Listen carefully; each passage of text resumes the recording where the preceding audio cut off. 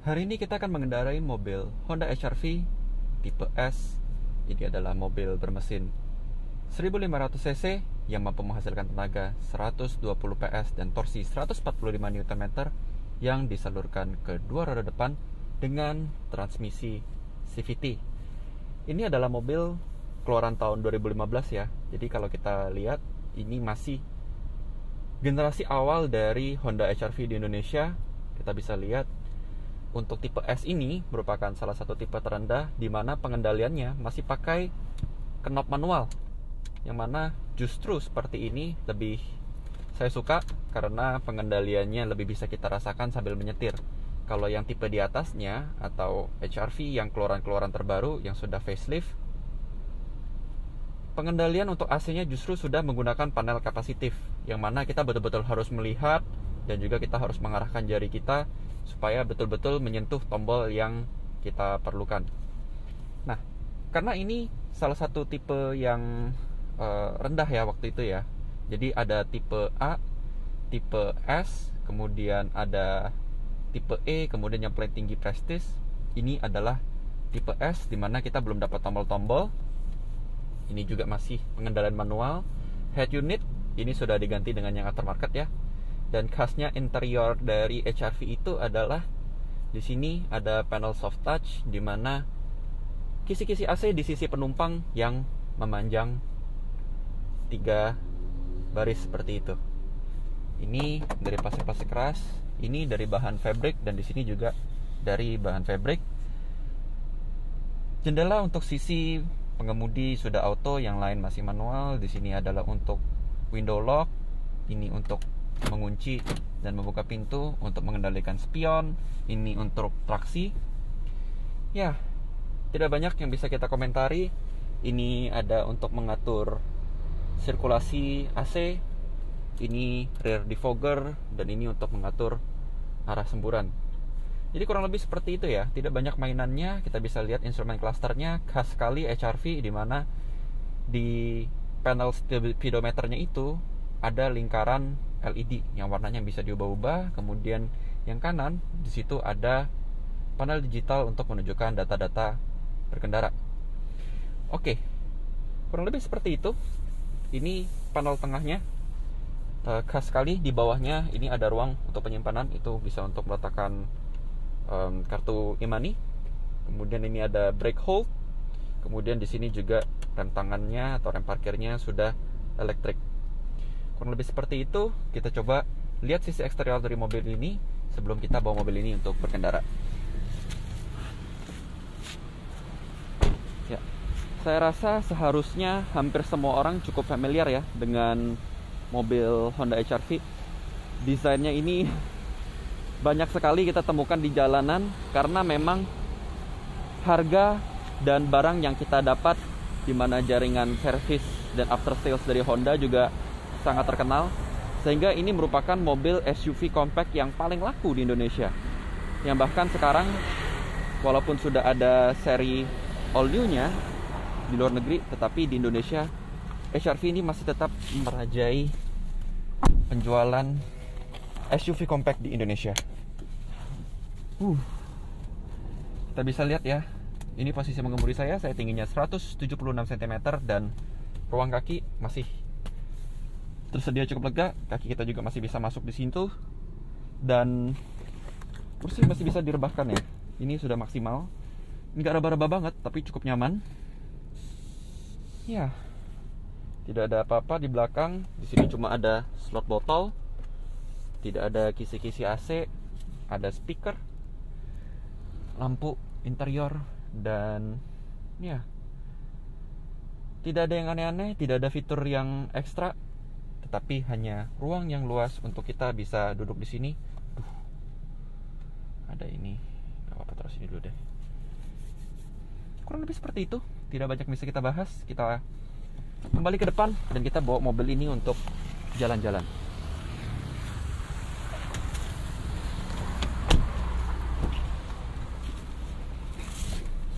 Oke, kita pasang seatbelt.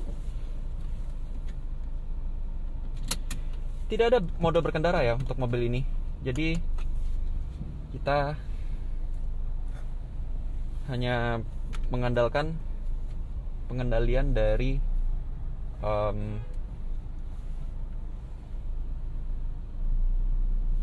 tuas transmisi untuk mengendalikan respon mesin. Seperti biasa, jika kita berkendara, kita menggunakan D untuk drive. Kemudian jika kita ingin responsifnya ditingkatkan, maka kita bisa pindahkan ke L.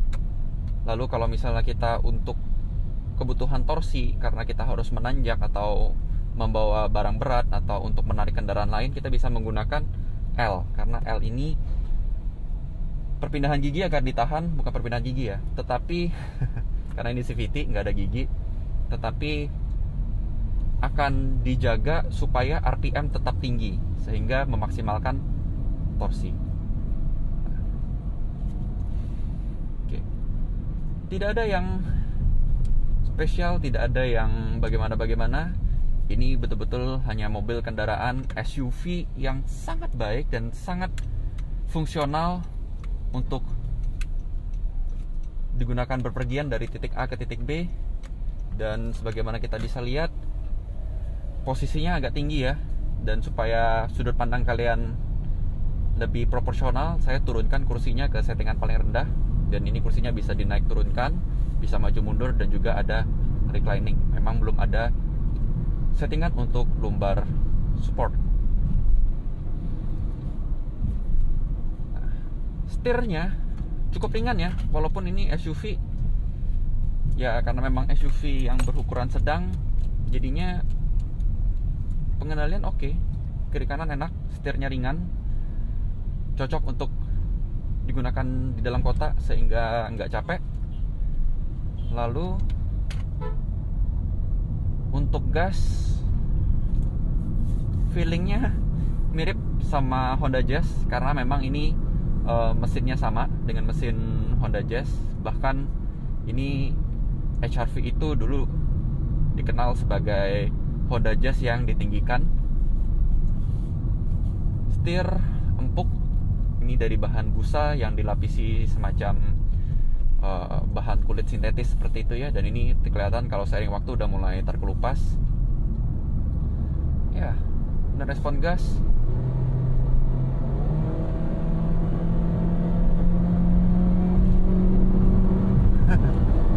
kalian denger ya, kalau mobil CVT itu bunyinya ya udah gitu aja, dia rung terus, tapi nggak ngoper-ngoper, nggak kayak mobil manual konvensional atau mobil dual clutch.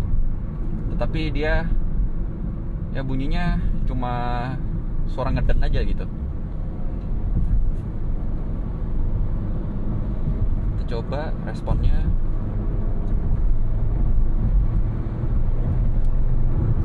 Cukup responsif ya, tetapi limbungnya berasa. Jadi agak kurang percaya diri kalau misalnya di jalanan kita harus menyalip-menyalip seperti itu. Disarankan untuk lebih berhati-hati saja, karena pengendalian walaupun cukup baik tetapi agak limbung, sehingga khawatirnya jika Anda belum terbiasa atau kurang berpengalaman, ini bisa mempengaruhi konsentrasi Anda dalam bermanuver di jalan. Jadi lebih baik berhati-hati saja jika Anda berkendara dengan menggunakan mobil ini.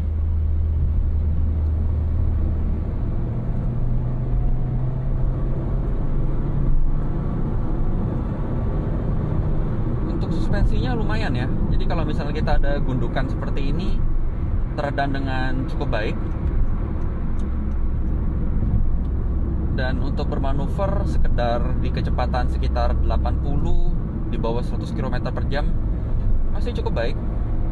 Anda bisa lihat akselerasi juga ada terus jika Anda memang harus memotong di jalan, tetapi memang tidak terasa instan ya.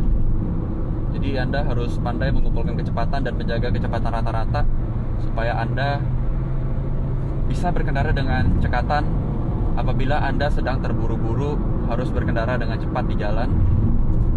Tetapi sebagaimana saya sampaikan tadi, jika bermanuver Anda harus menggunakan konsentrasi lebih, Anda harus lebih fokus menjaga kestabilan, karena mobil ini sedikit limbung karena memang ini mobil yang agak tinggi ya. Ini kalau kita becek ya.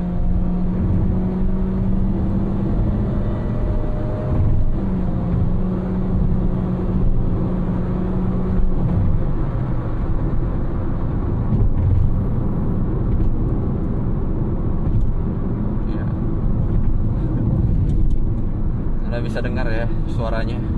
Ya makanya kenapa orang banyak yang tidak begitu suka dengan mobil CVT adalah karena sensasi berkendaranya menjadi ya jadi kurang menyenangkan karena suaranya kurang memacu adrenalin. Tidak ada irama atau melodi raungan mesin yang dari suara berat ke melengking, tetapi ini ya suaranya begitu aja terus. Kalau misalnya melengking ya rung terus, kalau misalnya suaranya berat ya berat terus. Tetapi itu hanya kalau misalnya Anda yang memang sebagai penikmat berkendara ya. Sedangkan kalau orang secara umum untuk berkendara sehari-hari, memang mobil digunakan sebagai alat untuk berpergian, mungkin ya mereka kan biasa-biasa saja dan merasa ini adalah mobil yang sangat baik untuk digendarakan sehari-hari karena memang mobil ini sangat fungsional. Dan siapapun yang berencana untuk membeli mobil dengan kisaran harga 300 juta sampai 400 juta, salah satunya pasti akan mempertimbangkan, hampir pasti ya, mempertimbangkan mobil Honda HR-V ini. Kemudian lebih lanjut juga, ini karena tahun 2015, kalian mungkin ingat, dulu HR-V itu murah sekali harganya. Bahkan 200 juta ke bawah itu udah dapet. Dulu itu ya, paling murah itu seingat saya ada di 200 jutaan untuk tipe yang terendah. Jadi dulu itu kalau orang beli Jazz sekitar nambah 30 atau 40 juta lagi itu sudah dapat HR-V, yang mana porsinya sudah lebih tinggi, mobil SUV yang bisa digunakan untuk menerjang jalanan yang lebih banyak, medan yang bisa dilalui, dan ruang penumpang pun lebih besar, ruang bagasi pun lebih besar, sehingga menjadi mobil yang lebih fungsional dan lebih praktikal. Walaupun untuk keseruan berkendara tentu masih lebih seru jika menggunakan Honda Jazz ya, karena lebih tidak limbung, bobotnya juga lebih ringan, sehingga akselerasi bisa lebih baik. Apalagi pada waktu itu Jazz masih ada yang tipe GE8 ya, jadi belum masuk ke yang GK5, dimana kalau Jazz GE8 itu mesin otomatisnya masih menggunakan yang konvensional. Kalau yang GK5 itu sudah CVT. Bedanya ya seperti tadi, kalau CVT suaranya begitu digeber, begitu Anda injak pol gas, ya suaranya akan mengerung begitu saja. Berbeda kalau misalnya memang mobil dengan mesin otomatis, dengan transmisi otomatis yang konvensional, ada operannya gitu. Nah dari sini Anda bisa lihat ya, kalau kita di jalan konblok suaranya seperti apa dari luar. Karena video di mobil ini audionya direkam dengan microphone in-ear binaural, jadi suara dari kiri dan kanan yang Anda dengar dengan menggunakan mikrofon, dengan menggunakan headset atau headphone, itu sama dengan apa yang saya dengar saat ini. Iya. Lumayan, tetapi memang terasa sedikit agak ada ringkihnya ya mobil ini. Jadi suara geretak interiornya, karena memang interiornya ini menggunakan plastik ringan. Ya, memang karena untuk rentang harganya apa yang Anda harapkan, ini sudah sangat worth it sekali jika mempertimbangkan fungsionalitas dan praktikalitas dari menggunakan mobil ini. Kita coba sedikit lebih bermanuver, kita coba pindah ke S. Begitu ke S, langsung respon mesinnya terasa ya, lebih responsif. Jadi begitu Anda bejaknya ya setengah aja, seperempat, setengah. Respon mesinnya jadi berasa langsung lebih responsif dan mobil langsung melaju lebih cepat. Iya.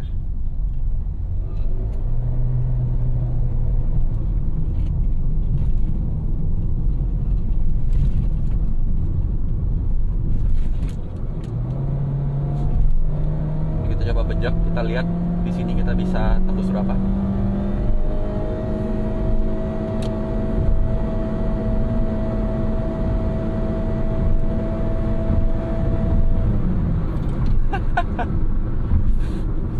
Saya nggak habis pikir dengan suara mesinnya. RPM-nya konsisten tadi di sekitar 6.500, tetapi kecepatan naik terus, nggak ada operannya. Sedikit aneh, tetapi ya CVT khasnya adalah untuk efisiensi bahan bakar dan kehalusan berkendara. Dan kita ngelihat ya tadi ya, bagaimana RPM-nya tetap segitu, kecepatan meningkat, tetapi ya mobilnya tetap gradual peningkatan kecepatannya, tidak ada getaran-getaran perpindahan gigi. Suspensinya sedang ya, empuk sekali enggak, keras juga tentunya enggak, karena ini walaupun suara-suara masuk, tetapi getaran di kaki itu walaupun jalan konblok enggak kerasa yang sebetul geruduk gitu, enggak. Oke, lumayan oke. Cuma memang suara dari luar masih masuk. Umumnya ya, mobil Honda memang begitu. Road noise itu masuk sekali ke dalam kabin. Tetapi nggak apa-apa.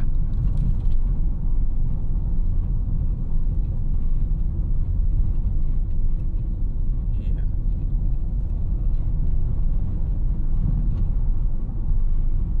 Oke. Oke. Kita coba ambil lurus karena di sana bukannya polisi tidur ya, tapi polisi tidur yang dibuat dari tali tambang seperti itu. Jadi kita bisa cobain jika kita melalui tali tambang seperti itu.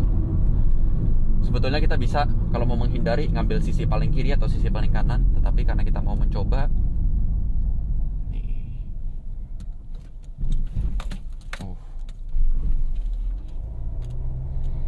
Oke. Mungkin tadi masih terlalu cepat. Sekarang kita coba sehalus-halusnya. Karena ini posisi tidur yang sangat ekstrim ya, jadi langsung betul-betul gundukan begitu, nggak yang dari landai meninggi dan menurun. Oke. Peredamannya lumayan. Dalam artian nggak sampai mobil tuh seperti nabrak yang jeduk gitu, enggak. Tetapi pasti berasa karena nggak banyak mobil yang bisa betul-betul melalui posisi tidur yang dari tali tambang seperti itu dengan sangat smooth. Mau pakai BMW, CR-V maupun mobil-mobil lain yang pernah kita tes, Lancer apalagi yang kemarin yang suspensinya keras sekali karena settingannya untuk di sirkuit. Lewatin itu betul-betul geradak-geradak sekali. Kalau ini enggak. Mungkin kita belum nyobain pakai Land Cruiser. Mungkin kalau pakai Land Cruiser ngelewatin polisi tidur seperti itu masih tetap halus sekali seharusnya ya, karena bannya gede dan suspensinya besar. Tapi fokus untuk mobil ini, bagaimana kita memberikan kesimpulannya? HR-V sampai sekarang masih merupakan SUV compact yang paling laris di Indonesia, karena memang dari harga dan apa yang Anda dapat dari mobil ini sangat worth it. Desainnya juga dari luar sebetulnya masih bisa dibilang bagus, tetapi hanya karena ini sudah dari tahun 2014 atau 2014 ya, mobil ini ada di Indonesia dan banyak sekali digunakan di jalanan, ditemukan di jalanan, mungkin sedikit terasa bosan, sehingga mungkin orang mulai banyak melihat atau melirik mobil alternatif lain. Contohnya itu ada HR-V, tapi itu yang prestige. Belakang HR-V juga. Jadi banyak sekali ini di jalanan, sehingga ketika Anda memiliki sebuah HR-V, walaupun sebuah pemikiran yang logis HR-V adalah mobil yang worth it, mungkin secara emosi, secara rasa Anda tidak merasa spesial karena begitu banyak orang yang sudah menggunakan mobil HR-V. Dan yang kedua, mungkin saat ini kalau Anda memikirkan HR-V sebagai mobil bekas untuk dibeli, tentu worth it. Apalagi kalau misalnya beli mobil baru juga ada potongan PPNBM. Hanya saja digarisbawahi, di Jepang, Honda Vezel itu sudah keluar versi all new-nya yang desainnya jauh lebih kalem dan lebih modern.